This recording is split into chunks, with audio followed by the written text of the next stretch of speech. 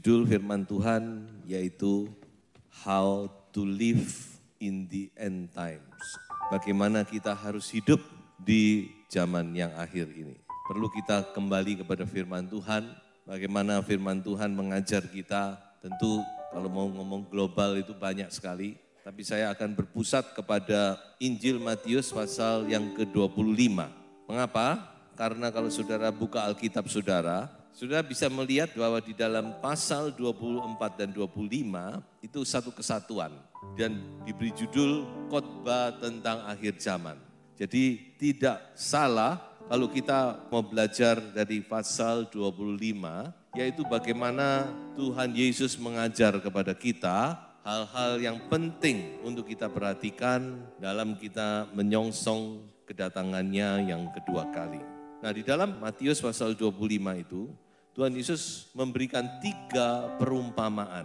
Nah, coba kita akan melihat satu persatu. Yang pertama-tama yaitu di dalam ayat pertama sampai ayat yang ke-13.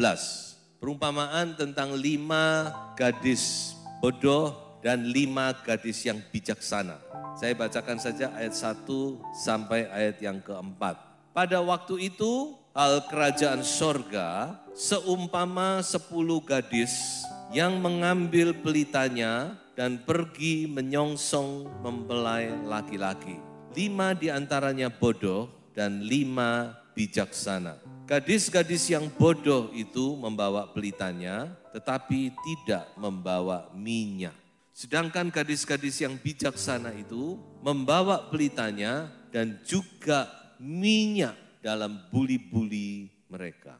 Jadi saudara-saudara, kita harus tahu bahwa gadis atau wanita di dalam Alkitab itu adalah gambaran dari gereja Tuhan. Gereja Tuhan digambarkan sebagai dalam wujud gender wanita. Karena kita mempunyai mempelai pria, yaitu Tuhan Yesus Kristus. Nah, dikatakan bahwa ada 2 kelompok di sini. Satu yang bijaksana dan satu yang bodoh. Dan apa yang membedakan yang bijaksana dengan yang bodoh ini? Jelas ditulis di sini adalah apa saudara-saudara? Minyak. Yang bijaksana membawa minyak. Sedangkan yang bodoh tidak membawa minyak. Dan kita tahu pada akhir cerita ini bahwa akhirnya yang bijaksana ketika mempelai datang maka dia masuk bersama-sama dengan mempelai. Menikmati perjamuan nikah. Sedangkan yang bodoh tertinggal, terlambat. Dan bagian mereka adalah dikatakan di dalam ayat yang ke-13, bagian mereka adalah di luar daripada pesta pernikahan itu, saudara. Mereka tidak bisa masuk ke dalam pesta pernikahan. Jadi saudara-saudara, betapa pentingnya minyak itu. Jelas Tuhan Yesus ngomong tentang minyak.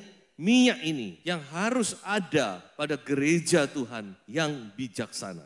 Lalu kita mau dikelompokkan dalam gereja, kelompok anak darah yang bijaksana, maka kita harus memiliki minyak.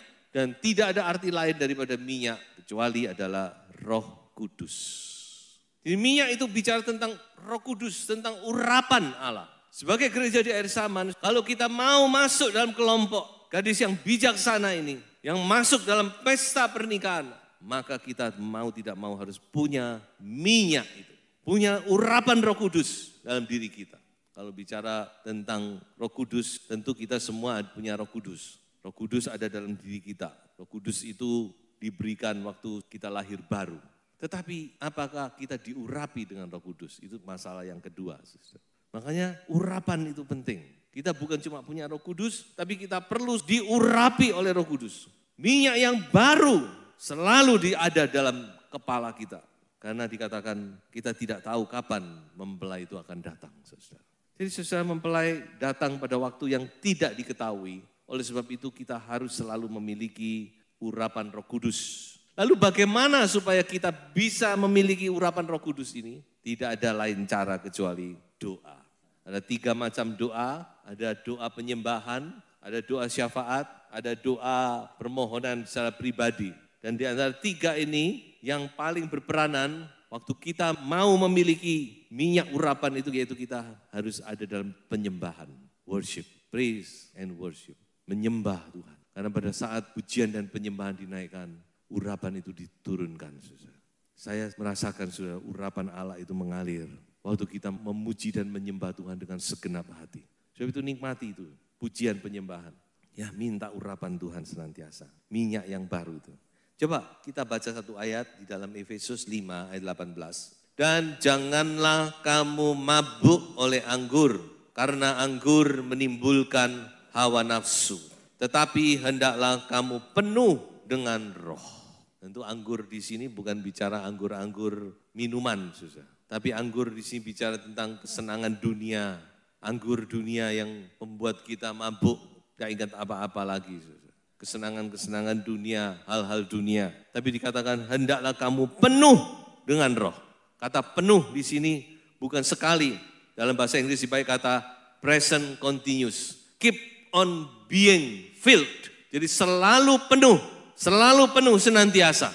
Urapan Roh Kudus itu harus selalu dibaharui. Nah, tidak cukup kita hari ini diurapi Roh Kudus, lalu nanti bulan depan baru diurapi. Tidak. Tiap hari kita harus minta pengurapan yang baru dari Tuhan. Supaya kita bawa minyak, supaya ada persediaan minyak dalam buli-buli kita. Yang kedua, mulai ayat yang 14 sampai ayat yang ke-30 tentang talenta. Coba saya bacakan dulu ayat 14-15. Sebab hal kerajaan sorga sama seperti orang yang mau bepergian ke luar negeri, yang memanggil hamba-hambanya dan mempercayakan hartanya kepada mereka. Yang seorang diberikannya 5 talenta, yang seorang lagi 2, dan yang seorang lain lagi 1, masing-masing menurut kesanggupannya. Lalu ia berangkat. Ayat 16. Segera pergilah hamba yang menerima 5 talenta itu. Ia menjalankan uang itu lalu beroleh laba 5 talenta. Hamba yang menerima 2 talenta itu pun berbuat demikian juga dan berlaba 2 talenta. Tetapi hamba yang menerima 1 talenta itu pergi dan menggali lobang di tanah. Lalu menyembunyikan uang tuannya. Coba kita loncat ayat yang ke-26. Bagaimana respon Tuhan ini kepada hamba yang 1 ini. Maka jawab tuannya itu, hai kamu hamba yang jahat dan malas. Jadi kamu sudah tahu bahwa aku menuai di tempat di mana aku tidak menabur dan memungut dari tempat di mana aku tidak menanam. Karena itu sudahlah seharusnya uangku itu kau berikan kepada orang yang menjalankan uang supaya sekembaliku aku menerimanya serta dengan bunganya. Perhatikan ayat 26, hamba yang jahat dan malas. Perumpamaan yang kedua yaitu tentang talenta. Dan kita semua tahu tentang talenta ini, bukan? Ceritanya kita sudah tahu, mungkin sudah dengar berulang-ulang. Yang menjadi sorotan saya yaitu bagaimana Tuhan itu menilai hamba yang punya 1 talenta ini. Dan dia katakan, kamu hamba yang jahat dan malas. Saya mau soroti kata malas. Malas itu dosa loh. Mungkin sudah bilang, waduh, masa malas toh itu dosa ya. Karena sebenarnya malas itu miliknya daging. Sudah tahu daging itu maunya apa? Daging itu maunya tidur, sing towo. Lalu maunya apa? Makan, enak. Jadi cuma maunya makan tidur daging itu susah. Makanya saya katakan malas itu kepunyaan daging, miliknya daging. Dan kita semua sebenarnya orang malas. Saudara-saudaraku yang dikasihi Tuhan, jangan malas. Tuhan tidak ingin punya anak-anak yang malas. Amin. Siapa di sini yang senang punya anak malas? Tidak ada bukan? Tuhan sama. Tuhan juga gak ingin punya anak-anak Tuhan, punya hamba-hamba Tuhan yang malas. Makanya kita harus giat. Mungkin sudah berpikir, kalau saya malas kan itu urusan saya. Saya tidak merugikan orang lain, yang rugikan diri saya sendiri. Siapa bilang? Coba dibuka supaya kita sadar ya. Amsal 18 ayat 9. Orang yang bermalas-malas dalam pekerjaannya sudah menjadi saudara dari si perusak. Siapa si perusak itu? Iblis. Kemarin saya katakan, iblis itu cuma 1 kerjaannya. Merusak. Paling senang dia ngerusak. Ngerusak rumah tangganya orang, ngerusak gereja, ngerusak hubungan keluarga. Pokok dia maunya ngerusak. Makanya saudara mari kita mau sadar. Hamba yang punya 1 talenta ini saudara, dia punya dasar malas. Memang tidak mau bekerja, tidak mau memanfaatkan. Kalau mau, tidak peduli 1, 2, 3, 4, 5 sama. Bekerja ya bekerja. Dan pasti ada hasilnya. Saya tidak percaya kalau orang mau bekerja tidak ada hasilnya. Walaupun mungkin hasilnya enggak seperti yang lain 100 kali lipat. Tapi pasti 50% kayak 20% kayak pasti ada bukan? tapi dia pendam itu di dalam tanah. Makanya Tuhan ini marah. Saudara, mari kita dalam menyambut kedatangan Tuhan, kita mau jadi anak-anak Tuhan yang giat. Amin. Yang semangat, yang punya roh yang menyala-nyala. Bukan loyo, tapi kita dengan giat bekerja sambil kita menantikan kedatangan Tuhan. Baik itu pekerjaan sekuler, dalam kehidupan sehari-hari, juga dalam pekerjaan Tuhan. Jangan sampai kita bermalas-malasan. Giat, pacu diri sendiri, bekerja terus. Dan kalau sudah makin bekerja, tubuh ini makin sehat. Coba sudah tidak bekerja, malas-malasan terus. Enggak mungkin tubuh ini sehat. Akan tambah loyo, tambah loyo, tambah loyo. Otot Anda kalau tidak dipakai pasti akan atrofi. Makin mengecil, makin melemah. Jadi makin kita pakai, talenta itu makin dipakai, makin berkembang. Makin diberkati Tuhan, makin menjadi berkat. Ayo saudara, bangkit. Tadi kita sudah dengar, bangkitkan sekarang Tuhan. Kita sendiri juga harus bangkit. Urapan penting, giat juga penting. Kita harus giat, jadi anak Tuhan, giat bekerja. Karena Tuhan kita masih bekerja, maksud kita nggak sungkan. Tuhan bekerja kita enak-enakan, ya toh. Tuhan Yesus berkata, Bapakku masih bekerja sampai sekarang, aku ya harus bekerja. Amin. Coba kita akhiri dengan sebuah ayat. Kita baca Roma 12 ayat 11. Janganlah hendaknya kerajinanmu kendor, biarlah rohmu menyala-nyala dan layanilah Tuhan. Janganlah kerajinanmu sampai kendor. Kita tidak usah lihat orang lain, kita lihat diri sendiri aja. Kita pacu diri sendiri, jangan sampai kendor kerajinan ini. Ayo, roh kita menyala-nyala, be on fire. Selalu ada api yang menyala-nyala. Tuhan Yesus berkata, api di atas mezbah itu jangan sampai padam. Jaga api itu, jaga rohmu, tetap menyala-nyala dan melayani Tuhan. Haleluya. Tuhan tidak pernah berhutang, saudara. Apa yang kita lakukan itu Tuhan perhitungkan semua. Sudah catat ya, Ibrani 6 ayat 10. Apa yang kita lakukan itu Tuhan tidak pernah berhutang. Sekarang kita masuk kepada perumpamaan yang terakhir, perumpamaan yang ketiga. Walaupun ini perumpamaan yang ketiga, tapi ancamannya itu paling berat saya lihat. Karena ancamannya itu antara surga dan neraka ini. Yaitu tentang kambing dan domba. Domba dan kambing. Coba kita baca dulu beberapa ayat. Ayat 31. Apabila anak manusia datang dalam kemuliaannya dan semua malaikat bersama-sama dengan dia, maka ia akan bersemayam di atas tahta kemuliaannya. Lalu semua bangsa akan dikumpulkan di hadapannya dan ia akan memisahkan mereka seorang daripada seorang, sama seperti gembala memisahkan domba dari kambing. Dan ia akan menempatkan domba-domba di sebelah kanannya dan kambing-kambing di sebelah kirinya. Apa yang membedakan ya kelompok domba dan kelompok kambing ini? Coba kita baca di dalam ayat yang ke-35. Sebab ketika aku lapar, kamu memberi aku makan. Ketika aku haus, kamu memberi aku minum. Ketika aku seorang asing, kamu memberi aku tumpangan. Ketika aku telanjang, kamu memberi aku pakaian. Ketika aku sakit, kamu melawat aku. Ketika aku di dalam penjara, kamu mengunjungi aku.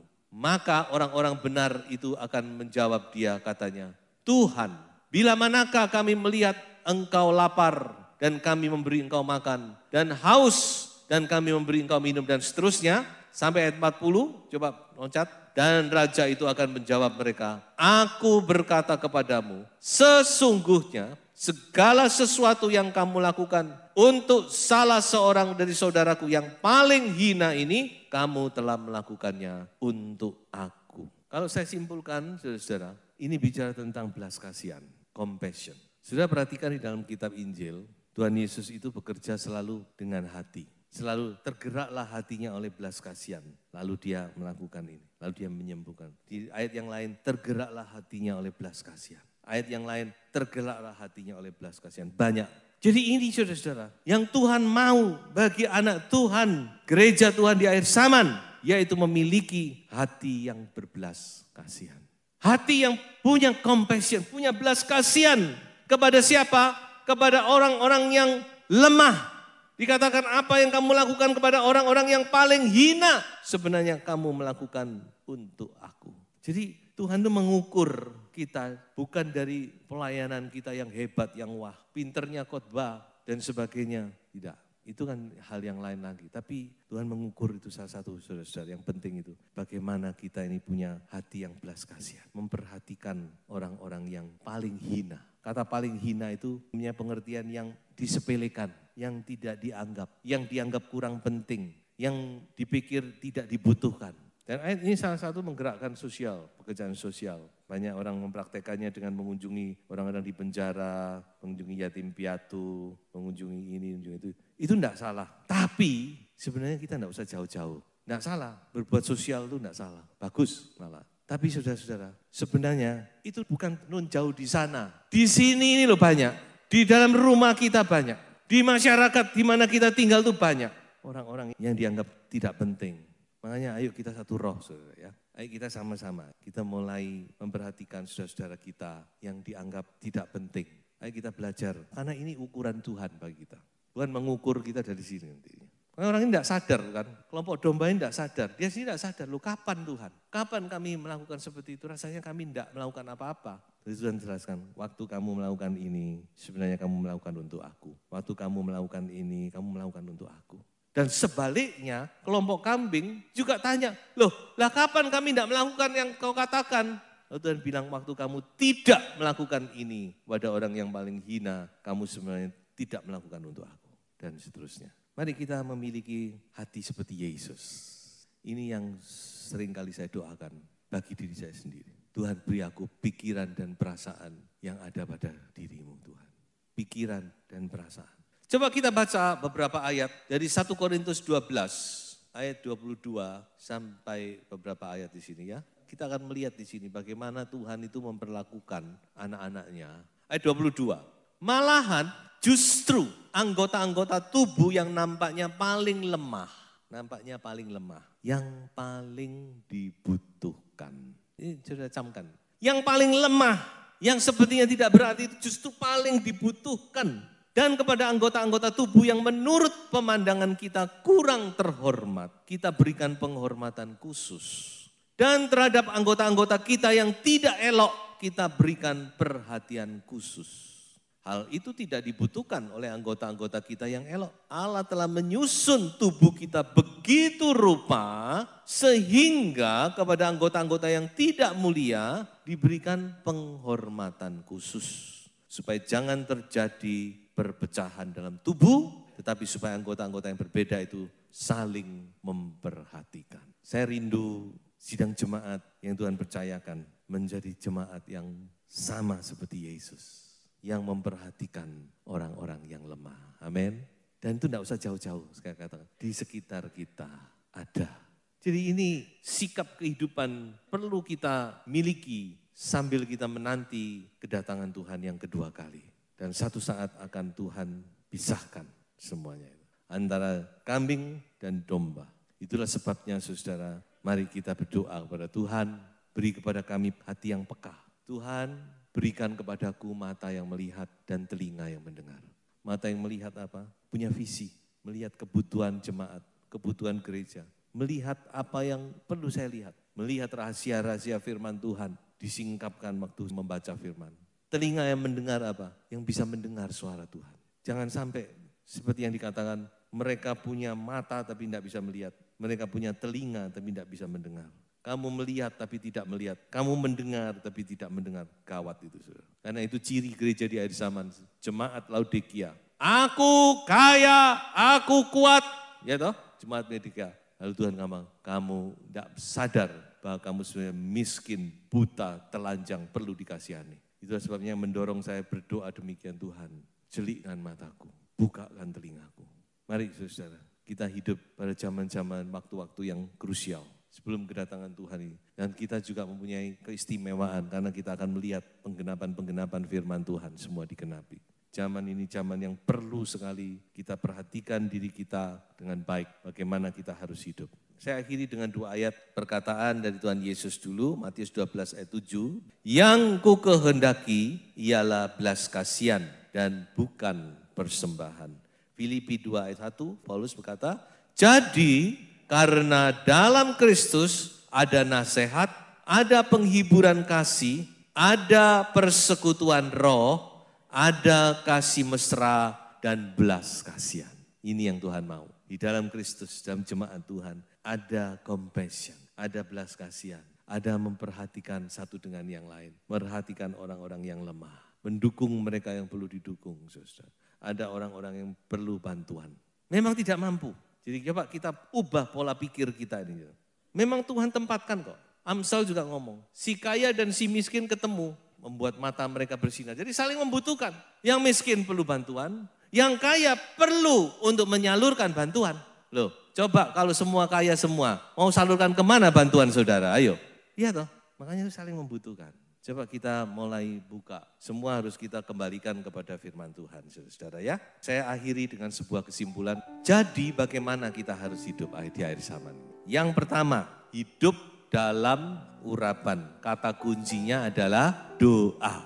Kedua, hidup dalam kerajinan. Kata kuncinya giat, kita harus giat. Dan yang ketiga, hidup dalam belas kasih, kata kuncinya ialah kasih. Tuhan Yesus memberkati saudara semua ya.